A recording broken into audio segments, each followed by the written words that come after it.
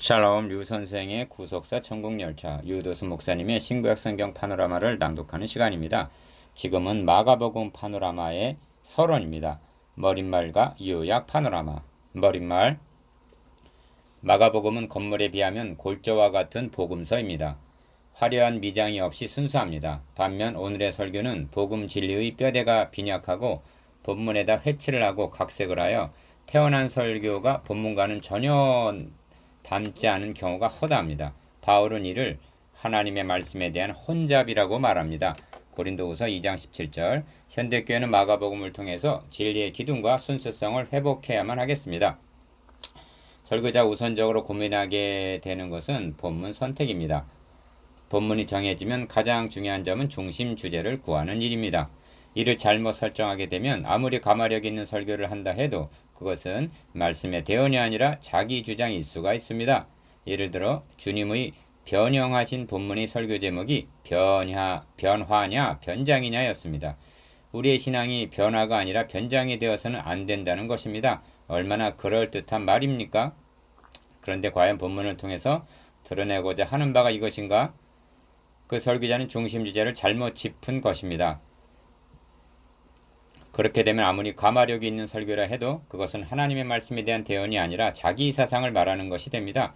이 점에 유념하지 않은 의미에서 본서는 성경 본문을 토표로 작성하여 중심 주제를 부각시켰습니다. 그리고 중심 주제를 중심으로 1, 2, 3 등의 번호를 매겨 모든 대지를 중심 주제와 결부시키도록 했습니다.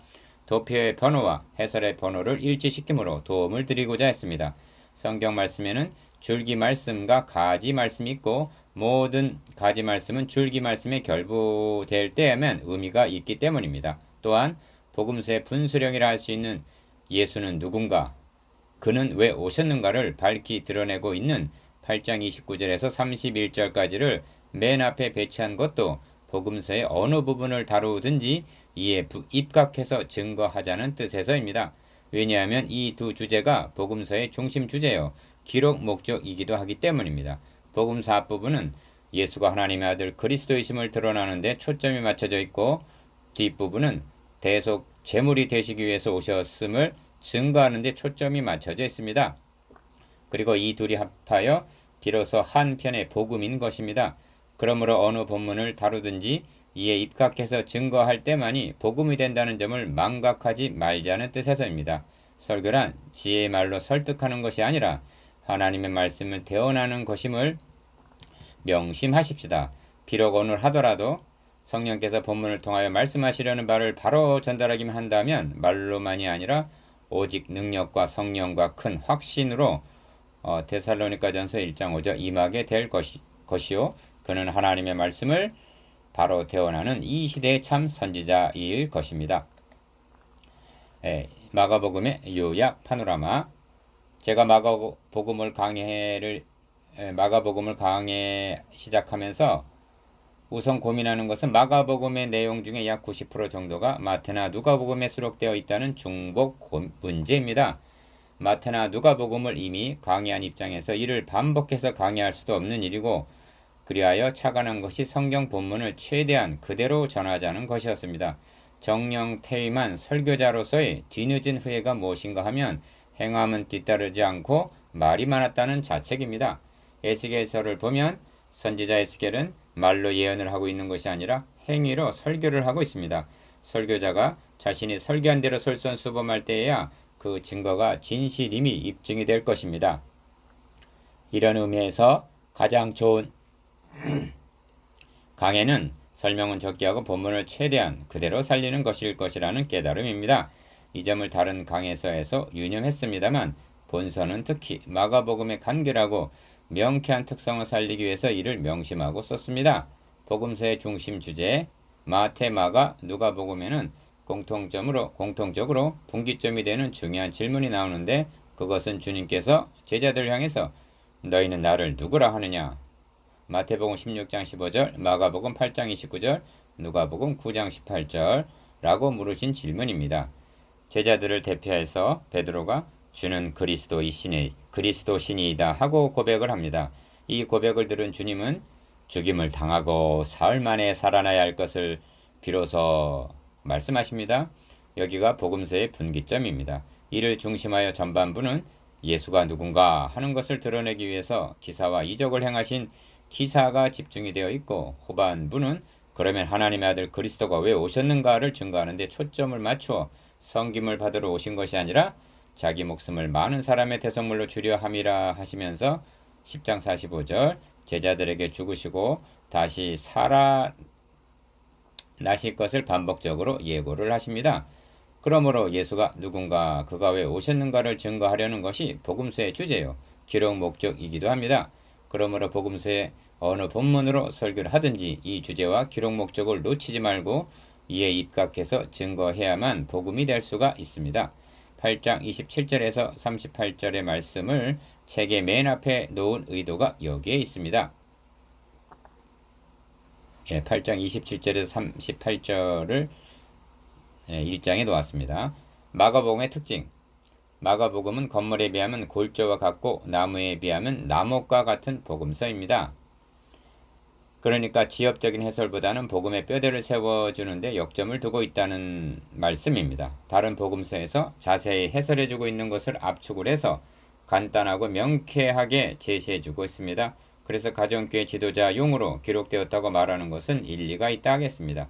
현대교회 설교에는 복음 진리의 뼈대가 빈약합니다. 긍정의 심리학, 칭찬의 처세술, 축복의 미학들이 판을 치고 있습니다. 복음 진리를 증거하다가 옥에 갇힌 사도 바울은 누가 철학과 헛된 속임수로 너희를 노력할까 주의하라. 이것이 사람의 유정과 세상의 초등학문을 조춤이요 그리스도를 조춤이 아니니라 하고 배척을 합니다. 골로새서 2장 8절. 사도는 이를 달리 표현하기를 머리를 붙들지 아니하는지라 합니다. 골로새서 2장 19절. 즉 지엽적인 것을 붙들고 중심 주제를 망각하고 있다는 것입니다. 이런 의미에서 마가복음은 복음의 뼈대가 없이 교양 강좌와 같은 현대교회 설교의 규범이 된다 하겠습니다. 현대교회는 마가복음을 통해서 머리를 붙드는 정통적인 복음주의 설교를 회복해야만 하겠습니다. 순환의 종 그리스도. 복음서에는 각기 특징이 있는데 마가복음은 순환의 종으로 드러내고 있습니다. 종으로서 섬기는 삶을 사시다가 종래는 자기 목숨을 대속물로 내어주실 순환의 종에게는 족보도 없고 생일도 없고 축하해 주러 오는 동방박사도 목자들도 없습니다.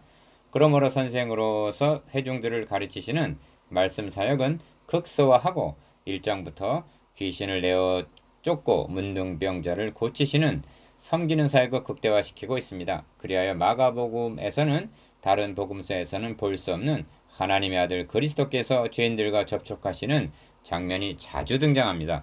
벙어리 되고 귀신 들린 자를 고쳐주시되, 마태나 누가복음에서는 말씀으로만 꾸짖으시니 나갔다고 했는데 마태복음 17장 18절, 누가복음 9장 42절, 마가복음에서는 손을 잡아 일으키셨다고 말씀합니다. 9장 27절. 어린아이를 축복하시는 장면도 마태나 누가복음에서는 그냥 안수하시는 것으로 되어 있는데 마가복음은 그 어린아이들을 안고 저희에게 안수하시고 축복하시니라 합니다. 10장 16절, 9장 36절. 문둥병자에게 손을 내밀어 저희에게 대시며 1장 41절. 소경에 손을 붙드시고 마을 밖으로 데리고 나가서 안수하여 고쳐주시고 8장 23절. 귀 먹은 사람에게 손가락을 그의 양 귀에 넣고 침 뱉어 그의 혀에 손을 대시며 고쳐주십니다. 7장 33절. 마치 굳은 일을 도맡아 하는 머슴과 같으십니다. 이런 광경을 보고 사람들이 심히 놀라 가로되 그가 다 잘하였도다. 귀머거리도 듣게 하고 벙어리도 말하게 한다고 말했습니다. 7장 37절. 무리들은 이처럼 종으로 섬기시는 예수님을 좋아한 것입니다. 창조의 시작과 복음의 시작. 창세기에는 태초에 하나님이 천지를 창조하시니라 하고 창세기 1장 1절 시작이 되는데 마가복음은 하나님의 아들 예수 그리스도 복음의 시작이라, 즉 재창조가 시작이 되었다고 선언합니다. 유념할 점은 첫 창조와 재창조의 다른 점인데, 첫 창조는 말씀만으로 가능하였으나 재창조는 인간이 범한 죄에 대한 책임이 따른다는 것입니다. 이를 누군가가 책임을 져야만 하는 것입니다. 그래서 주님은 자기 목숨을 많은 사람의 대속물로 주려고 왔노라 말씀하십니다. 10장 45절. 주님은 이 사실을 비로소 말씀하신 후로는 무리들과의 접촉은 되도록 피하시는데 이는 제자들을 가르치시며 또 인자가 사람들의 손에 넘겨 죽임을 당하고 죽은 지 3일 만에 살아나리라는 것을 말씀하시는 연고더라 합니다. 9장 31절. 주님은 10장에서 보라 우리가 예루살렘으로 가노니 하십니다. 33절. 누가복음 9장 51절에서 예루살렘을 향하여 올라가기로 굳게 결심하시고 합니다. 왜 예루살렘으로 올라가시려는가? 그들은 능욕하며 침 뱉으며 채찍질하고 죽일 것이나 저는 3일 만에 살아나리라 하신 10장 34절 십자가를 지시기 위해서입니다. 주님은 이 사실을 1차, 2차, 3차에 걸쳐 말씀하십니다. 그리고 11장에서 예루살렘에 가까이 와서 1절 나귀 새끼를 타고 입성하십니다. 7절 이를 우리는 종려 주일로 기념을 하고 있는데 벌써 고난주간이 시작이 된 것입니다. 마가복음은 3분의 1을 고난의 한 주간에 할애하고 있는 것입니다. 유월절 어린 양과 그리스도. 이틀이 지나면 유월절과 무교절이라 대제사장들과 서기관들이 예수를 궤계로 잡아 죽일 방책을 구하며 하고 14장 1절 유월절과 예수를 잡고자 하는 음모를 결부시키는 것을 보게 됩니다.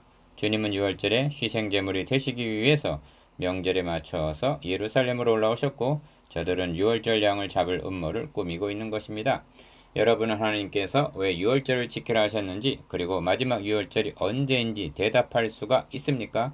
주님은 잡히시던 날 밤에 이것이 내 몸이니라 이것은 많은 사람을 위하여 흘리는 바 나의 피 곧 언약의 피니라 하십니다. 14장 22절에서 24절 이 밤은 예표로 주신 것이 참 것으로 개혁이 되는 히브리서 9장 10절 마지막 유월절이요 첫 성찬의 밤이었던 것입니다. 그러므로 이스라엘 백성들이 바로의 노예에서 해방된 것이 유월절 양의 피로 말미암은 것 같이 우리가 사탄의 노예에서 구속된 것은 어린 양 예수 그리스도의 피로 말미암은 것입니다. 살아나심으로 무엇이 입증이 되었는가? 1. 죽은 자 가운데서 부활하여 하나님의 아들로 인정되셨으니 로마서 1장 4절 즉 그분이 진정 하나님의 아들이심이 입증이 되었습니다. 2. 예수는 우리 범죄함을 위하여 내어줌이 되고 또한 우리를 의롭다 하심을 위하여 살아나셨느니라 로마서 4장 25절 즉 우리 죄가 다 해결이 되었다는 것이 증명이 되었습니다. 3. 그리스도께서 죽은 자 가운데서 다시 살아 잠자는 자들의 첫 열매가 되셨도다 고린도전서 15장 20절 즉 우리 부활의 보증이 되신 것입니다. 다시 강조합니다만 우리의 구원은 그리스도의 죽으시고 다시 사심으로 말미암아 가능하여진 것입니다. 하나님께서 자기 아들을 통해서 이루어 주신 것이기에 하나님의 아들 예수 그리스도의 복음인 것입니다. 1장 1절 그러므로 복음서 안에는 여러 편의 복음이 들어있는 것이 아니라 하나님의 아들이 이 땅에 오셔서 죽으시고 다시 살아나셨다는 1장부터 마지막까지가 한 편의 복음이라는 사실을 망각하지 말아야만 합니다. 그리하여 구원은 예수를 주로 시인하며 또 하나님께서 그를 죽은 자 가운데서 살리신 것을 너의 마음에 믿으면 구원을 얻으리니에 로마서 10장 9절 있음을 명심해야만 합니다. 마가복음은 하나님의 아들 예수 그리스도 복음의 시작이라 하고 1장 1절 시작이 되어서 너희는 온 천에 다니며 만민에게 복음을 전파하라는 말씀으로 마치고 있습니다. 16장 15절 그렇다면 그 안에 있는 내용은 복음이 어떻게 해서 가능하여졌는가를 증거하는 말씀입니다. 그리고 마가복음은 제자들이 나가 두루 전파할새 주께서 함께 역사하사 그 따르는 표적으로 말씀을 확실히 증거하시니라 하고 마치고 있습니다. 16장 20절 이는 이제도 주님은 여러분과 함께 역사하신다는 진행 중임을 나타냅니다.